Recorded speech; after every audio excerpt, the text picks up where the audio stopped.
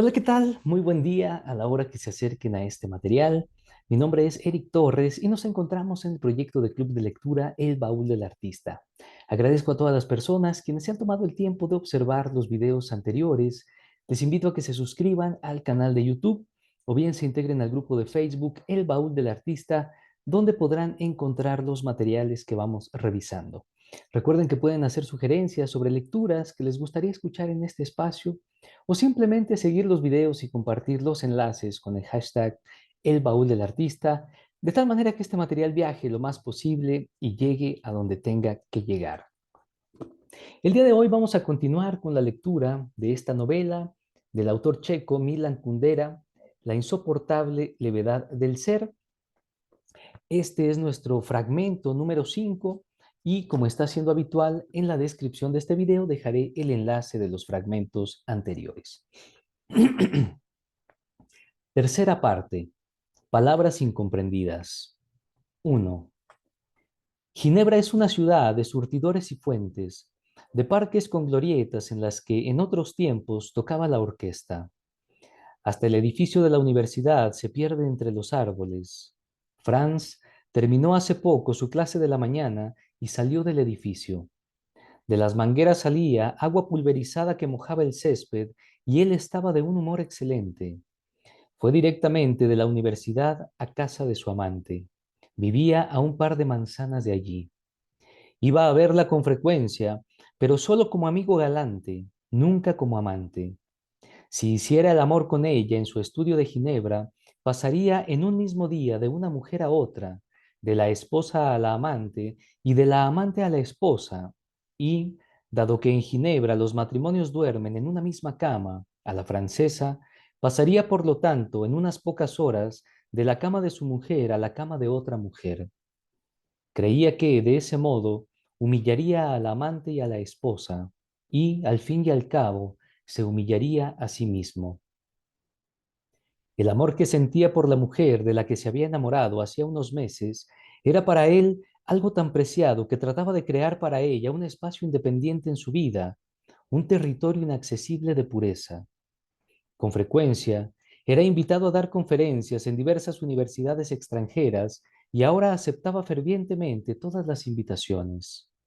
Y como no eran bastantes, se inventaba además congresos y simposios ficticios para poder justificar sus ausencias ante la esposa. La amante, que disponía libremente de su tiempo, lo acompañaba. Así, hizo posible que ella conociera, en breve plazo, muchas ciudades europeas y una norteamericana. Dentro de 10 días, si no te parece mal, podríamos ir a Palermo, dijo. Prefiero Ginebra, respondió. Estaba ante el caballete con un cuadro a medio hacer y contemplaba su obra. ¿Cómo pretendes vivir sin conocer Palermo? Intentó bromear. Ya conozco Palermo, dijo. ¿Y eso? Preguntó casi celoso. Una amiga mía me mandó una postal desde allí. La pegué en el váter, ¿no te has fijado? Luego añadió. Había un poeta de principios de siglo. Era ya muy viejo y su secretario lo llevaba a pasear. Maestro, le dice, mire al cielo. Hoy vuela sobre nuestra ciudad el primer avión. Me lo puedo imaginar, dijo el maestro a su secretario, y no levantó los ojos del suelo. ¿Ves? Pues yo me puedo imaginar Palermo. Hay los mismos hoteles y los mismos coches que en las demás ciudades. Al menos en mi estudio hay siempre cuadros diferentes. Franz se puso triste. Se había acostumbrado a que existiera una relación tan directa entre la vida amorosa y los viajes que su invitación, vamos a Palermo, contenía un mensaje inequívocamente erótico. Por eso la afirmación, prefiero Ginebra, tenía para él un sentido claro. Su amante ya no le quiere como amante. ¿Cómo es posible que se sienta tan inseguro ante ella? No había el menor motivo. Fue ella y no él la que tomó la iniciativa erótica poco después de que se conocieran. Él era un hombre guapo, estaba en la cima de su carrera científica e incluso era temido por sus colegas porque en las discusiones científicas era orgulloso y empecinado. Entonces, ¿por qué piensa todos los días que su amante va a abandonarlo? La única explicación que encuentro es la de que el amor no era para él una prolongación de su vida pública, sino el polo opuesto. Significaba para él el deseo de ponerse a merced de la mujer amada. Quien se entrega a otro como un soldado que se rinde, debe hacer previamente entrega de cualquier tipo de arma. Y si se queda sin defensa alguna ante un ataque, no podrá evitar preguntarse, ¿cuándo llegará el ataque? Por eso puedo decir, para Franz, el amor significaba la permanente espera de un ataque. Mientras él se entregaba a su angustia, su amante dejó el pincel y se fue a la habitación contigua. Volvió con una botella de vino. Sin decir palabra la abrió y sirvió 2 vasos de vino. Sintió alivio. Se daba risa a sí mismo. La frase, prefiero Ginebra, no significa que no tenga ganas de hacer el amor con él, sino por el contrario, que ya no quiere limitar los momentos de amor a las ciudades extranjeras. Ella alzó la copa y se la bebió de un trago. Franz también levantó la copa y bebió. Naturalmente, estaba muy contento de que la negativa a viajar a Palermo hubiera resultado ser una invitación a hacer el amor, pero al mismo tiempo lo lamentaba un poco. Su amante había decidido dejar el hábito de pureza que él había instaurado en sus relaciones. No había comprendido su angustioso esfuerzo por salvar al amor de la trivialidad y separarlo radicalmente de su hogar conyugal. En realidad, lo de no hacer el amor con la pintora en Ginebra era un castigo que se había impuesto a sí mismo por estar casado con otra mujer. Aunque su vida erótica con su mujer no valía gran cosa, lo cierto era que dormían en una misma cama. Se despertaban por la noche al oír uno la respiración acelerada del otro y aspiraban mutuamente los olores de sus cuerpos. Claro que habría preferido dormir solo, pero la cama compartida seguía siendo el símbolo del matrimonio y los símbolos, como sabemos, son intocables. Cada vez que se metía en la cama con su esposa, pensaba en que su amante se lo imaginaba metiéndose en la cama junto a su esposa. Cada vez que pensaba aquello, sentía vergüenza y precisamente por eso pretendía poner la máxima distancia entre la cama en la que dormía con la esposa y la cama en la que hacía el amor con la amante. La pintora volvió a servirse vino, tomó un poco y luego en silencio, con una especie de extraña indiferencia, como si Franz no estuviera allí, comenzó a quitarse la blusa. Se comportaba como un alumno de una escuela de teatro que tiene que hacer un ejercicio mostrando lo que hace cuando está solo en una habitación y no lo ve nadie. Se quedó solo con la falda y el sostén. Después, como si acabara de darse cuenta de que no estaba sola en la habitación, miró largamente a Franz. Aquella mirada lo descolocó porque no la entendía. Entre todos los amantes se crean rápidamente unas reglas de juego de las que no son conscientes, pero que son válidas y no pueden infringirse. La mirada que en aquel momento le dirigió ella no respondía a aquellas reglas. No tenía nada en común con las miradas y los gestos que habitualmente precedían a sus actos amorosos. No había en ella ni incitación ni coquetería, sino más bien una especie de interrogación, solo que Franz no tenía ni idea de lo que podía significar aquella mirada. Luego se quitó la falda, cogió a Franz de la mano y le dio la vuelta para que quedara de cara al gran espejo que estaba a un paso de ellos, apoyado contra la pared. No soltó su mano, observando en el espejo, siempre con aquella mirada prolongada e interrogativa, a ratos a sí misma, a ratos a él. Junto al espejo, había en el suelo un soporte que llevaba puesto un viejo sombrero hongo negro de hombre. Se agachó a cogerlo y se lo puso en la cabeza. La imagen en el espejo cambió repentinamente. Ahora se veía a una mujer en ropa interior, bella, inaccesible, indiferente, y que llevaba puesto en la cabeza un sombrero hongo horrorosamente fuera de lugar. Tenía cogido de la mano a un hombre de traje gris y corbata. Tuvo que volver a reírse de su incapacidad para comprender a su amante. No se había desnudado para incitarlo a hacer el amor, sino para llevar a cabo una especie de extraña broma, un happening privado para ellos dos solos. Sonrió comprensiva y aprobatoriamente. Esperaba que la pintora respondiera a su sonrisa con una sonrisa, pero no hubo tal. No soltó su mano, mirando en el espejo alternativamente a sí misma y a él. El tiempo del happening había llegado a su límite. A Franz le pareció que la broma, aunque estaba dispuesto a considerarla encantadora, duraba demasiado. Por eso, cogió delicadamente el sombrero con dos dedos, se lo quitó con una sonrisa a la pintora y volvió a colocarlo en su soporte. Era como si estuviese borrando con una goma el bigote que un niño travieso le había dibujado a la Virgen María. Ella permaneció unos instantes inmóvil mirándose al espejo. Luego Franz la besó con ternura. De nuevo, le pidió que se fuera con él 10 días a Palermo. Esta vez ella se lo prometió sin objeciones y él se marchó. Volvió a estar de muy buen humor. Ginebra, a la que había maldecido toda la vida como capital del aburrimiento, le parecía hermosa y llena de aventuras. Estaba en la calle y miraba hacia atrás, a la amplia ventana del estudio en lo alto. Eran los últimos días de primavera, hacía calor, en todas las ventanas estaban extendidos los toldos a rayas. Franz llegó hasta el parque sobre el cual, a lo lejos, flotaban las áureas cúpulas de la iglesia ortodoxa como balas de cañón doradas, que una fuerza invisible hubiera detenido antes de caer, dejándolas fijas en el aire. Era hermoso.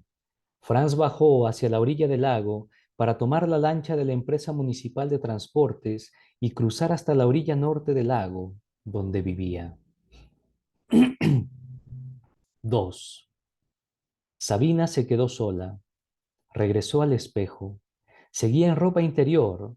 Volvió a ponerse el sombrero y estuvo largo rato observándose. A ella misma le resultaba extraño llevar ya tantos años persiguiendo un instante perdido.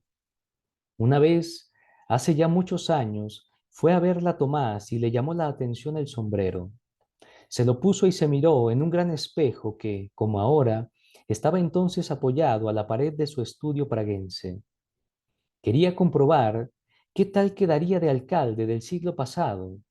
Cuando Sabina empezó a desnudarse lentamente, le puso el sombrero en la cabeza. Estaban ante el espejo, siempre estaban delante de él mientras se desnudaban y se miraban. Ella estaba solo en ropa interior y en la cabeza llevaba el sombrero hongo. De pronto comprendió que aquella imagen los excitaba a los dos. ¿Cómo podía haber sucedido? No hacía más que un momento el sombrero que llevaba puesto le parecía una broma. ¿Es que no hay más que un paso de lo ridículo a lo excitante?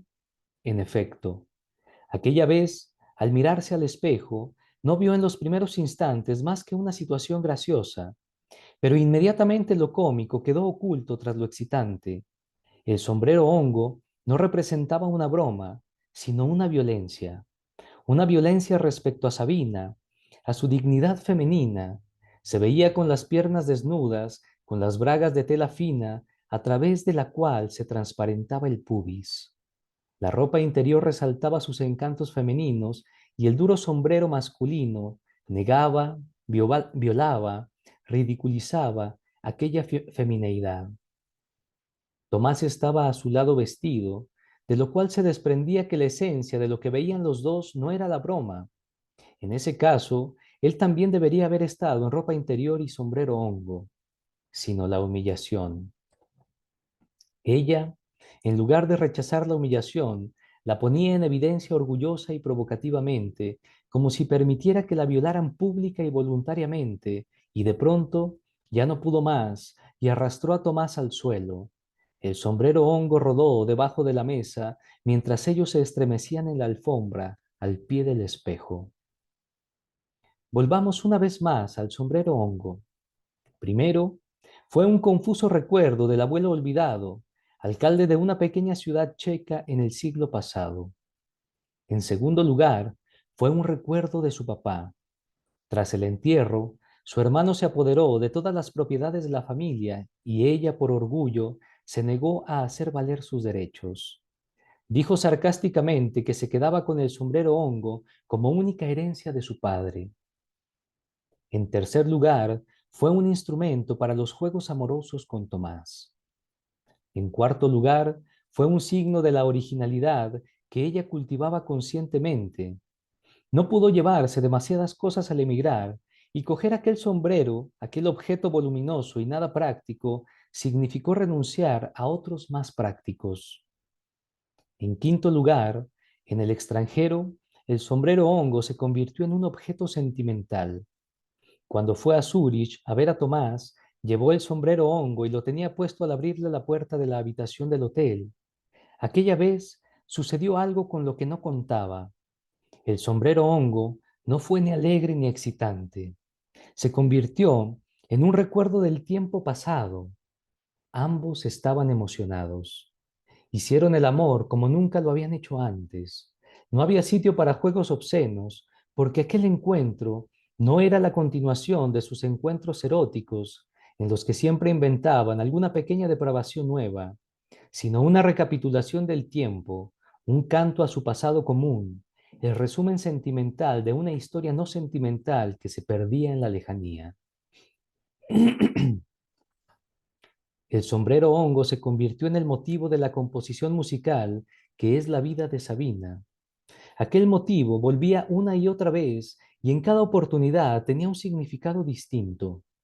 Todos aquellos significados fluían por el sombrero hongo como el agua por un cauce. Y puedo decir que aquel era el cauce de Heráclito. No entrarás dos veces en el mismo río. El sombrero hongo era el cauce por el que Sabina veía correr cada vez un río distinto, un río semántico distinto.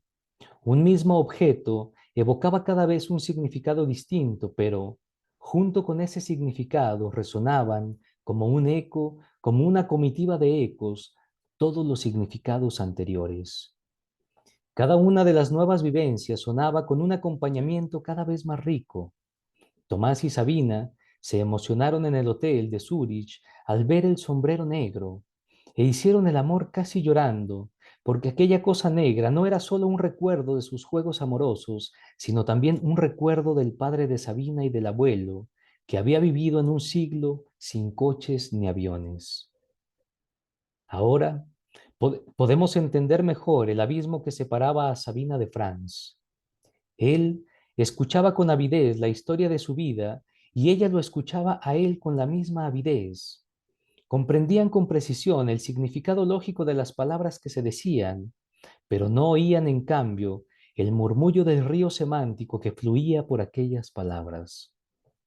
Por eso, cuando se puso el sombrero hongo delante de él, Franz se quedó descolocado, como si alguien le hubiera hablado en un idioma extranjero.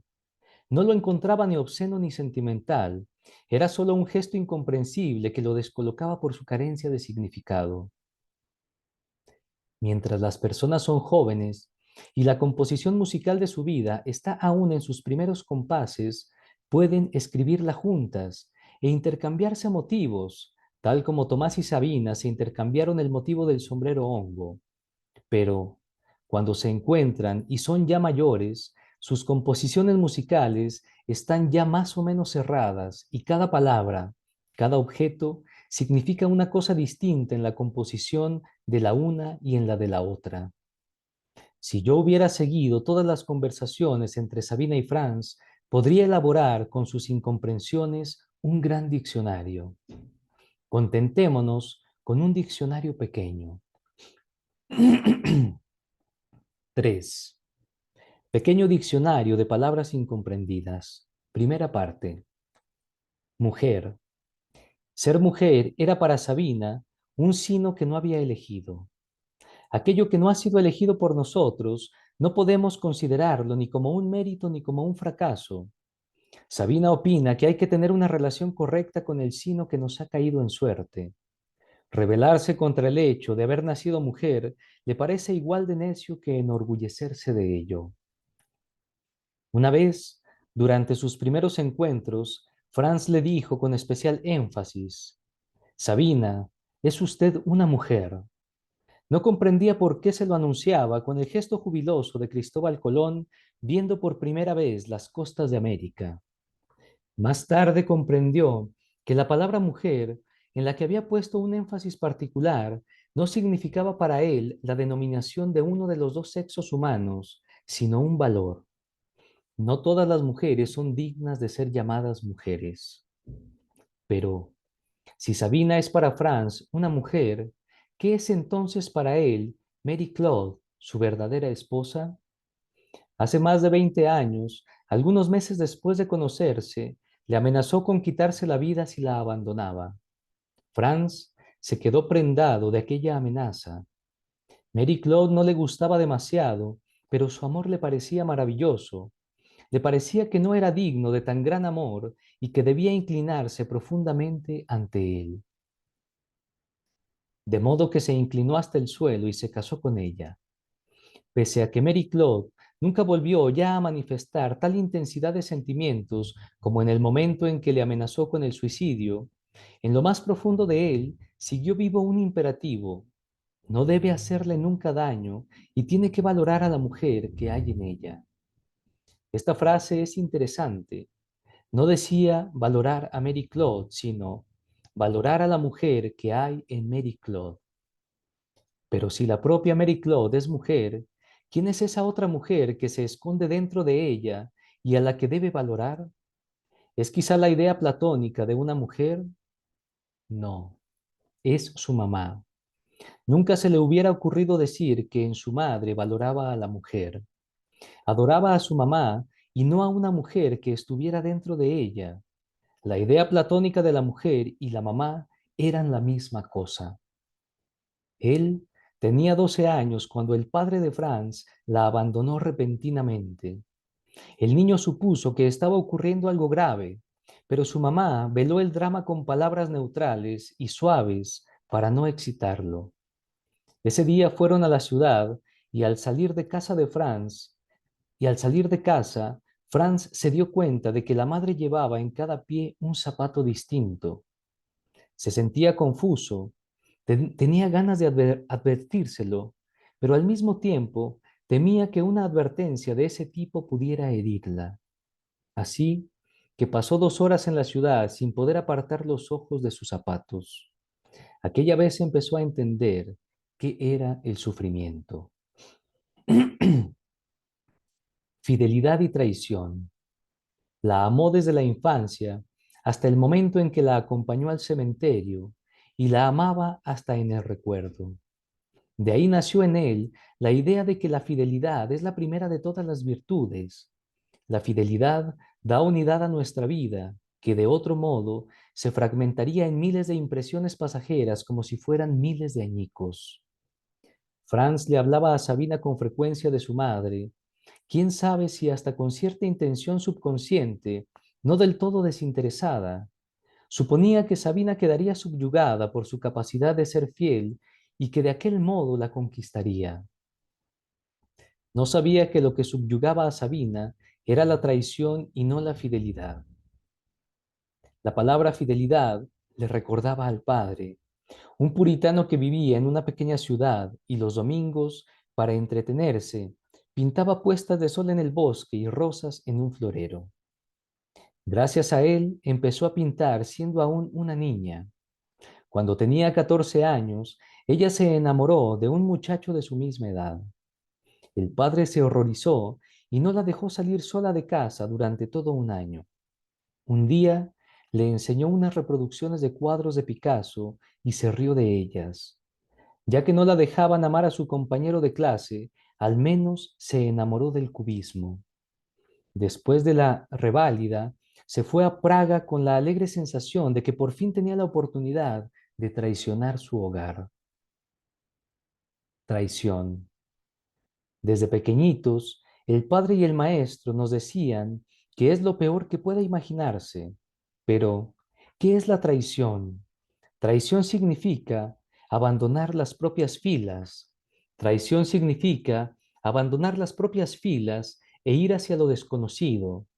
Sabina no conoce nada más bello que ir hacia lo desconocido. Estudiaba en la Academia de Pintura, pero no le estaba permitido pintar como Picasso. Era una época en la que se cultivaba obligatoriamente el llamado realismo socialista y en la escuela se fabricaban retratos de los gobernantes comunistas. Su deseo de traicionar al padre quedó insatisfecho porque el comunismo no era más que otro padre, igual de severo y de estrecho, que prohibía el amor en una época puritana y a Picasso. Se casó con un mal actor de teatro de Praga, solo porque tenía fama de gamberro y le resultaba inadmisible a los dos padres. Después murió la madre. Al día siguiente de su regreso a Praga, tras el entierro, recibió un telegrama. El padre no había podido soportar el dolor y se había suicidado. Le remordía la conciencia. ¿Era algo tan ruin que papá pintase floreros con rosas y no le gustase Picasso? ¿Era tan digno de reproche que tuviese miedo de que su hija volviese a casa a sus 14 años embarazada? ¿Era tan ridículo que no fuese capaz de seguir viviendo sin su mujer? El deseo de traicionar la invadió de nuevo, de traicionar su propia traición.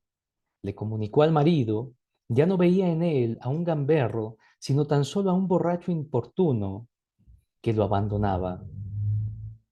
Pero si traicionamos a B, por cuya causa habíamos traicionado a A, de eso no se desprende que nos reconciliemos con A. La vida de la pintora divorciada no se parecía a la vida de sus padres traicionados. La primera traición es irreparable. Produce una reacción en cadena de nuevas traiciones, cada una de las cuales nos distancia más y más del lugar de la traición original. Música. Para Franz, es el arte que más se aproxima a la belleza dionisiaca, entendida como embriaguez. Uno no puede embriagarse fácilmente con una novela o un cuadro, pero puede embriagarse con la novena de Beethoven, con la sonata de Bartók para dos pianos y percusión, o con las canciones de los Beatles. Franz no distingue entre la llamada música seria y la música moderna. Esa diferenciación le parece anticuada e hipócrita.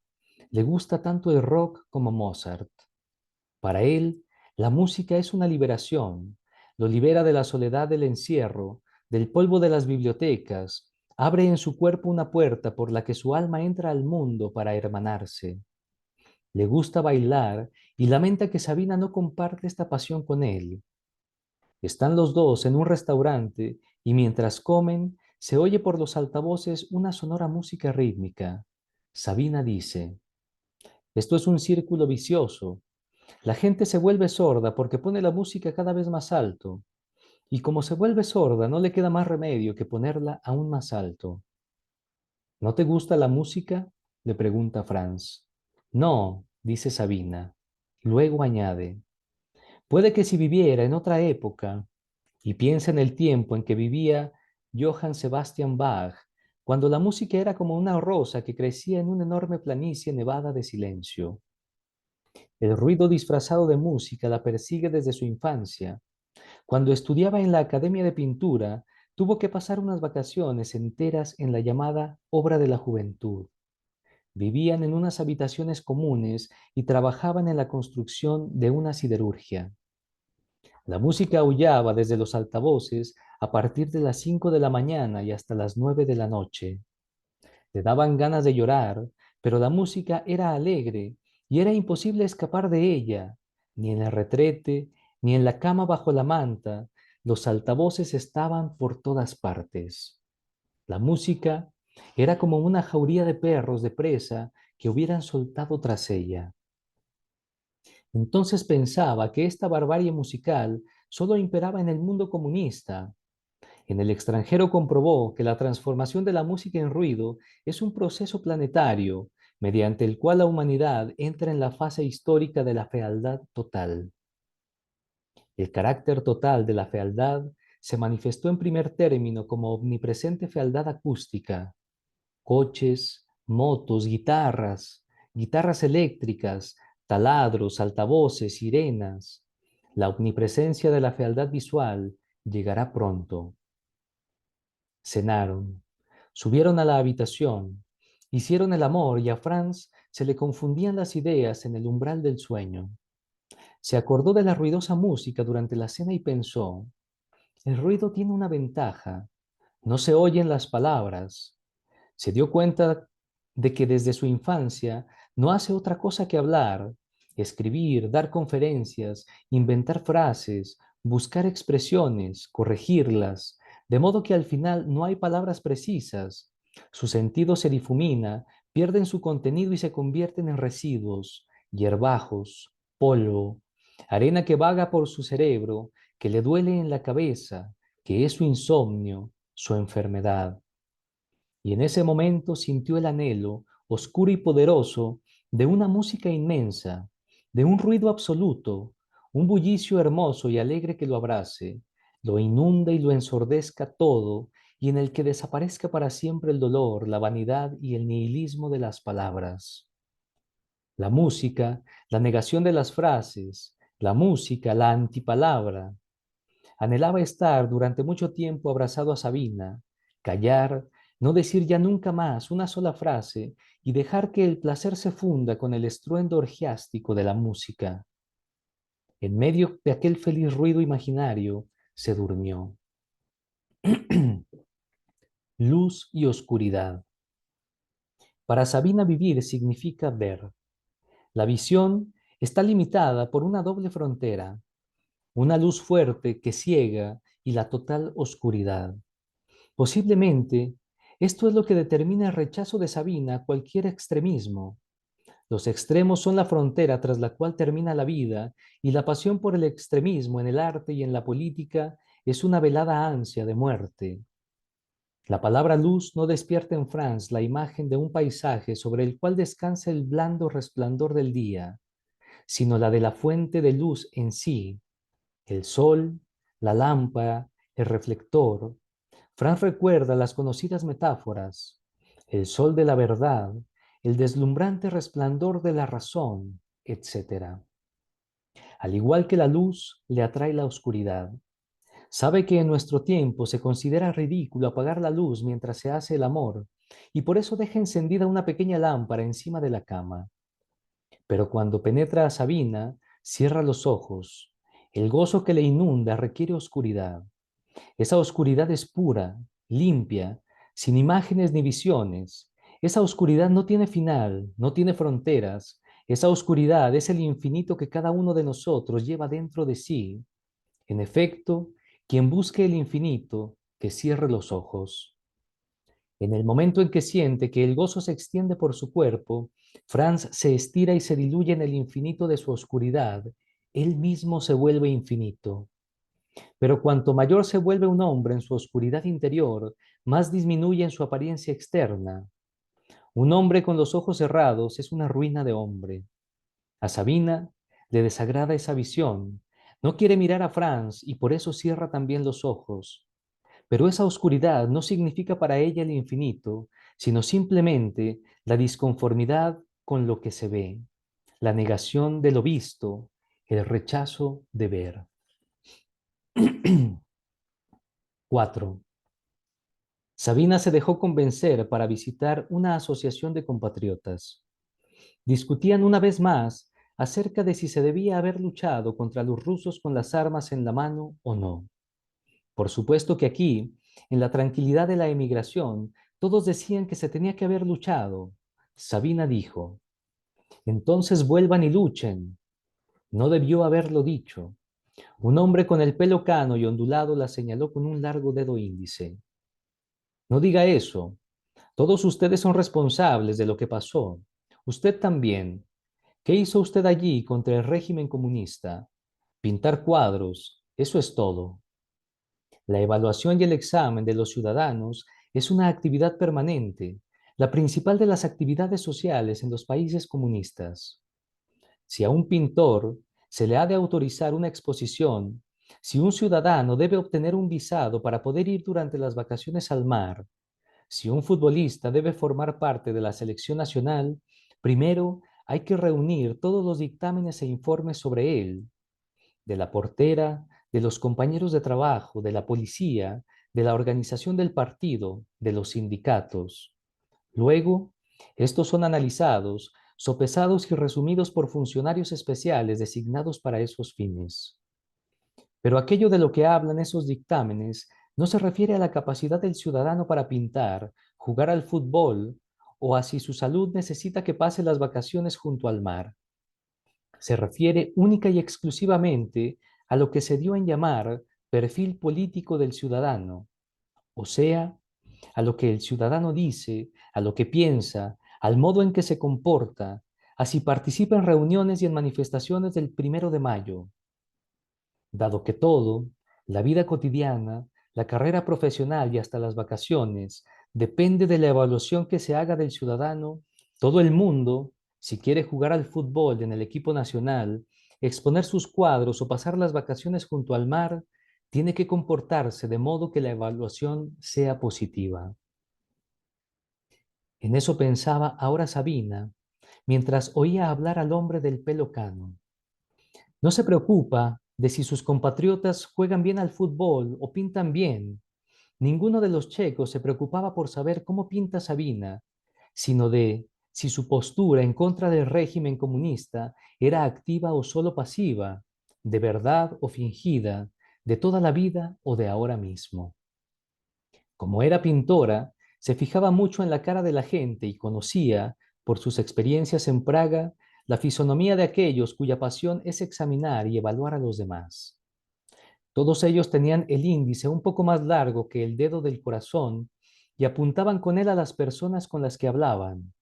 Por lo demás, el presidente Novotny, que mandó en Bohemia durante 14 años hasta 1968, también llevaba el pelo exactamente igual, con un ondulado de peluquería y tenía el índice más largo de todos los habitantes de Europa Central. Cuando el prestigioso emigrante oyó, en boca de una pintora cuyos cuadros no había visto nunca, que se parecía al presidente comunista Novotny, enrojeció, palideció, volvió a enrojecer, volvió a palidecer, no dijo nada y permaneció en silencio. Todos se quedaron callados al mismo tiempo hasta que por fin Sabina se levantó y se fue. Estaba consternada, pero en cuanto llegó a la calle pensó, ¿y por qué iba a tener que relacionarse con los checos? ¿Qué la une a ellos? ¿El paisaje? Si cada uno de ellos tuviera que explicar lo que le sugiere la palabra bohemia, las imágenes que tendrían ante los ojos serían totalmente heterogéneas y no formarían unidad alguna. O la cultura, pero ¿qué es? ¿Dvorak y Janacek? Sí, pero ¿qué ocurre cuando un checo no tiene sentido musical? La esencia de lo checo se diluye rápidamente. O los grandes hombres, Jan Hus, ninguno de ellos había leído ni un solo renglón de sus libros. Lo único que eran capaces de entender todos, a una, eran las gloriosas llamas en las que ardió como hereje en la hoguera, las gloriosas cenizas en las que se convirtió, de modo que la esencia de lo checo, piensa Sabina, no es para ellos más que cenizas. Lo que une a esa gente no es más que su derrota y los reproches que se hacen mutuamente. Andaba deprisa. Más que la ruptura con los emigrantes, lo que ahora la excitaba eran sus pensamientos. Sabía que eran injustos. Entre los checos hay también personas diferentes de aquel señor del índice largo. El silencio que se produjo tras sus palabras no significaba, ni mucho menos, que todos estuviesen en contra suya.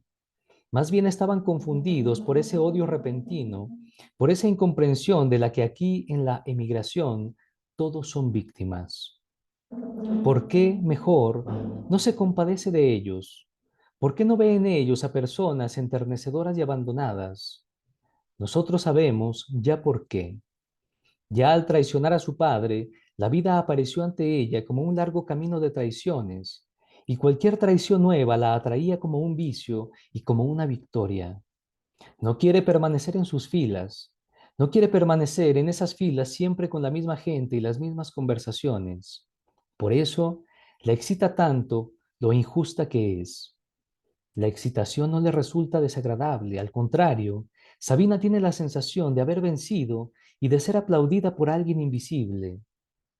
Pero inmediatamente después de aquella embriaguez llegó la angustia. Este camino tiene que terminar en algún sitio. Alguna vez tiene que dejar de traicionar. Algún día tiene que detenerse. Era de noche e iba deprisa por el andén. El tren a Ámsterdam ya está en la estación. Buscaba su vagón. Abrió la puerta del compartimento hasta el cual la había conducido un amable revisor y vio a Franz sentado en la cama, que ya estaba hecha. Se levantó para darle la bienvenida y ella lo abrazó y lo cubrió de besos.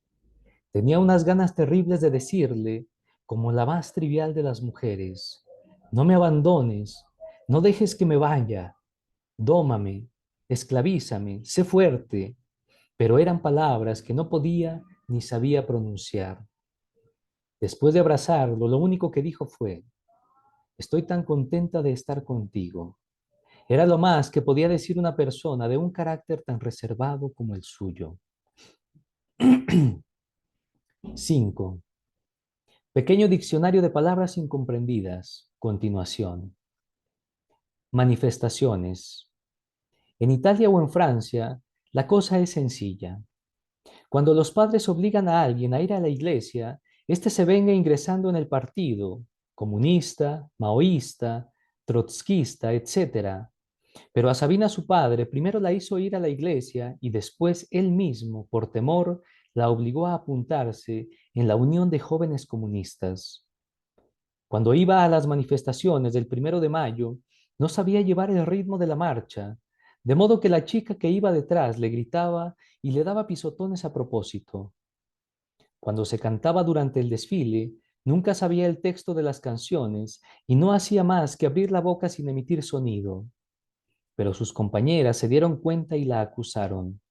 Desde pequeña odiaba todas las manifestaciones. Franz estudiaba en París y, como tenía un talento excepcional, su carrera científica estaba asegurada prácticamente desde sus 20 años.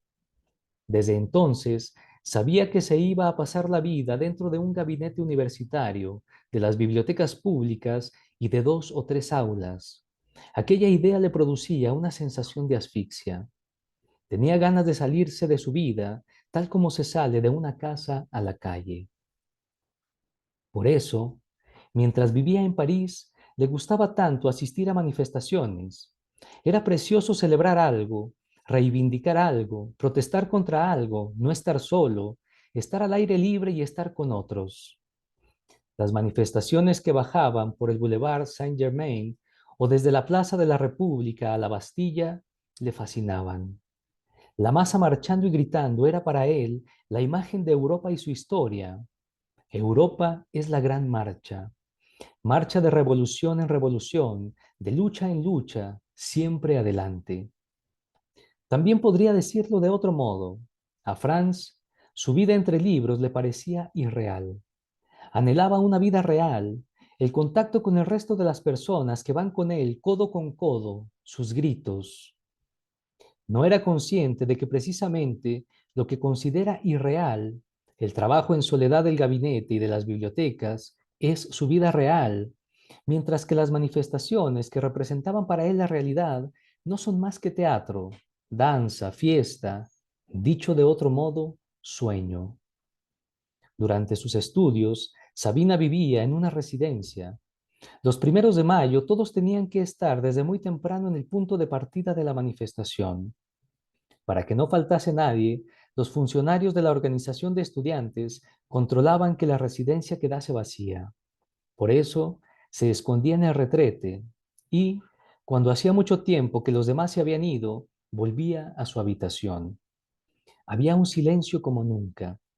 Solo a lo lejos se oían las bandas de música. Era como si estuviera escondida dentro de una concha y a lo lejos resonase el mar del mundo hostil. Un año después de abandonar Bohemia, se encontraba casualmente en París, precisamente en el aniversario de la invasión rusa. Se celebraba una manifestación de protesta y no fue capaz de resistir la tentación de participar. Los jóvenes franceses levantaban el puño y gritaban consignas contra el imperialismo soviético. Aquellas consignas le gustaban, pero de pronto comprobó con sorpresa que era incapaz de gritar a coro con los demás. No aguantó en la manifestación más que unos pocos minutos. Les confió su experiencia a sus amigos franceses. Se extrañaron. ¿Es que no quieres luchar contra la ocupación de tu país? Tenía ganas de decirles que detrás del comunismo, del fascismo, de todas las ocupaciones y las invasiones, se esconde un mal más básico y general. Para ella, la imagen de ese mal es una manifestación de personas que marchan, levantan los brazos y gritan al unísono las mismas palabras. Pero sabía que no sería capaz de explicárselo. Perpleja, cambió de tema de la conversación. Belleza de Nueva York. Anduvieron por Nueva York durante horas. A cada paso variaba el espectáculo como si fueran por una estrecha vereda de un paisaje montañoso arrebatador. En medio de la acera, un joven se inclinaba y rezaba. A poca distancia de él dormitaba una negra hermosa. Un hombre vestido con un traje negro atravesaba la calle, dirigiendo con gestos ampulosos una orquesta invisible. El agua brotaba de una fuente y alrededor de ella almorzaban sentados unos obreros de la construcción. Las escaleras verdes trepaban por las fachadas de unas casas feas de ladrillos rojos, pero aquellas casas eran tan feas que en realidad resultaban hermosas. Junto a ellas había un gran rascacielos acristalado y, detrás de éste, otro rascacielos en cuyo techo habían construido un pequeño palacio árabe con sus torrecillas, sus galerías y sus columnas doradas. Sabina se acordó de sus cuadros. En ellos también se producían encuentros de cosas que no tenían nada que ver. Una siderurgia en construcción y detrás de ella una lámpara de petróleo. Otra lámpara más, cuya antigua pantalla de cristal pintado está, rota en pequeños fragmentos que flotan sobre un paisaje desértico de marismas. Franz dijo, la belleza europea ha tenido siempre un cariz intencional. Había un propósito estético y un plan a largo plazo según el cual la gente edificaba durante decenios una catedral gótica o una ciudad renacentista. La belleza de Nueva York tiene una base completamente distinta. Es una belleza no intencional. Surgió sin una intención humana, algo así como una gruta con estalactitas. Formas que en sí mismas son feas, se encuentran casualmente, sin planificación, en unas combinaciones tan increíbles que relucen con milagrosa poesía. Sabina dijo, una belleza no intencional, sí. También podría decirse, la belleza como error. Antes de que la belleza desaparezca por completo del mundo, existirá aún durante un tiempo como error. La belleza como error es la última fase de la historia de la belleza. Y se acordó del primer cuadro que pintó, ya como pintora madura, surgió gracias a que sobre él cayó, por error, pintura roja. Sí, sus cuadros estaban basados en la belleza del error y Nueva York era la patria secreta y verdadera de su pintura. Franz dijo, es posible que la belleza no intencional de Nueva York sea mucho más rica y variada que la belleza excesivamente severa y compuesta de un proyecto humano. Pero ya no es una belleza europea, es un mundo extraño. ¿Resultará que hay, al menos, algo cerca de lo cual los dos piensen lo mismo? No, hay una diferencia. Lo ajeno de la belleza neoyorquina atrae tremendamente a Sabina. A Franz le fascina, pero también le horroriza. Despierta en él la añoranza de Europa. Patria de Sabina. Sabina comprende la aversión de él hacia América. Franz es la personificación de Europa. Su madre era de Viena, su padre era francés, él es suizo. Por su parte, Franz admira la patria de Sabina. Cuando le habla de sí misma y de sus amigos de Bohemia, Franz oye las palabras cárcel, persecución, tanques en las calles, emigración, octavillas, literatura prohibida, exposiciones prohibidas y siente una extraña envidia mezclada de nostalgia. Le confiesa a Sabina. Una vez un filósofo escribió acerca de mí que todo lo que digo son especulaciones indemostrables y me llamó un Sócrates casi inverosímil. Me sentí tremendamente humillado y le respondí en un tono furibundo.